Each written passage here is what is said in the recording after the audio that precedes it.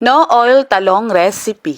Alam kong yung iba sa inyo ay nakasubok na ito pero isi-share pa rin natin para sa mga hindi pa nakakatry. Pagkatapos kong tusok-tusukin ng tinidor ang talong ay atin tong iihaw. Don't worry, hindi po ito oily dahil hindi ito torta. At habang nag-iihaw tayo ng talong ay magprito tayo ng isda. Ako paborito ko talaga ang galunggong. Kayo ba? Anong paborito ninyong isda?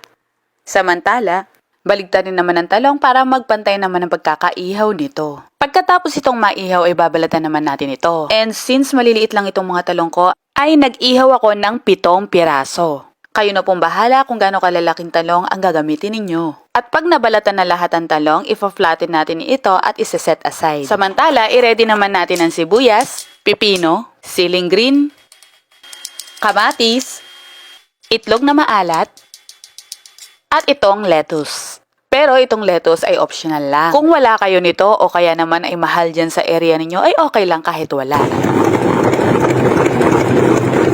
At dahil hinugasan natin itong ating lettuce, ay kailangan natin itong patuyuin sa ating salad spinner. Para sa mga magtatanong kung saan nabili ito, ilalagay ko po ang link sa comment section.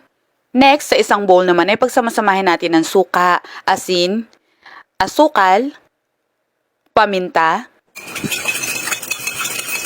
at maglagay tayo ng konting sesame oil. Pero syempre, dapat matikman muna para matansya nyo ang lasa at saka natin ilagay lahat ng mga ginayat na gulay. Kayo na lang din ang bahala kung gaano kadaming gulay ang ilalagay ninyo kasi talaga namang masarap ito. Ang susunod naman ay i-arrange natin itong lettuce dito. Sabi ko nga ay optional ito. Pwede rin naman kayong hindi na maglagay nito pero syempre makakain din nito at makakadagdag ng sustansya. Tapos ipinatong ko sa ibabaw nito ang mga talong. Ngayon naman sa talong ay maglalagay tayo dito ng mga ginayat na gulay.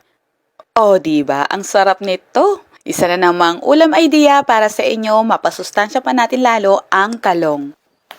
Actually, yung iba ang ginagawa pagkatapos mag-ihaw ng talong, pagkatapos itong balatan ay dinudurog ito at sinasama sa iba pang mga gulay. Ikaw ka-MU, alin ang mas bet mo?